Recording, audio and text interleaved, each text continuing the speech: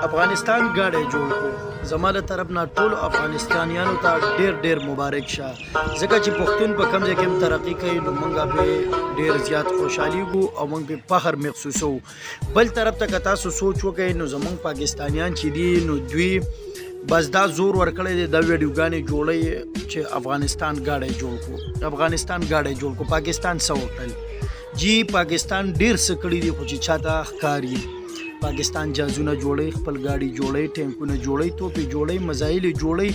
نومي شیز په پاکستان کې الحمدلله خپل جوړیږي. زما د خپل پاکستانیانو ته یا ریکوست چې مهرباني وکړئ که تاسو ویډیوګانې جوړوئ مو افغانستان باره کې جوړوي درسه کې، خو کم از کم د خپل ملک سپکوالی پکې مه کوئ. دا ډیر سپک کار دی، ځکه چې څومره ویډیوګانې ما وکتلې که نه د پاکستانیانو چې کوم زموږ په خپل پښتنو جوړې کړي دي نو دوی پکې د افغانستان صفت ډیر د پاکستان لږ کړی دی. او واحد پاکستان داسې ملک دی الحمدلله چې دا اټمي طاقت لري او ډیر څه شته دی شکر الحمدلله په دې ملک کې. نو مهرباني وکړئ نمک حرامي مه کوئ.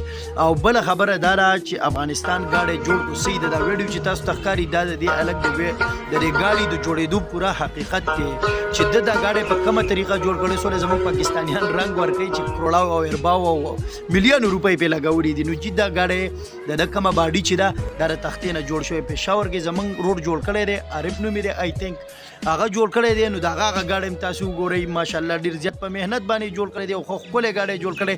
نو ما ونه لیدو چې د عارف بی دپاره چا ویډیو جوړه کړه د پېښور والا چې کوم ګاډی جوړ کړی وه چې ګورو افغانستان ګاډی جوړ کړی. افغانستان موږ به خوشحالېږو ځکه چې هغوی ډېرې زیاتې سختې تېرې کړي دي. الله دې نور هم کامیاب کړي، د جنګونو د جګړو نه څه نه جوړېږي. الله دې ډېره زیاته ترقی افغانستان لور کی چې نن ګاډی جوړ کو چې سبا جاز جوړ کی بل سبا بل څه جوړ کی.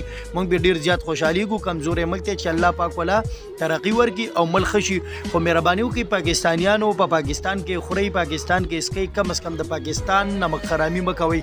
ویډیو په خپله مو ګورئ او نورو ملګرو سره لازمي شیر کړئ. په دې باندې بې اتفاقي بیا راځي، ځکه چې یو ملک ته ناست او ته د بل ملک صفت کې او د خپل ملک غیبت کې نو دا نه پکار. نو د دې د وجې نه مې په دا وړه غوندې ویډیو جوړه کړله. دغه ویډیو دا حقیقت کې چې دا ګاډی کم جوړ شوی دی نو دا د پیپونو الارمونو جوړ شوی دی او د پاسه کومه باډي چې ده نو دا د لرګي باډي ده. نو ویډیو په خپله مو ګورئ او نورو ملګرو سره هم شیر کړئ. د دې ګاډي دغه حقیقت و. والسلام.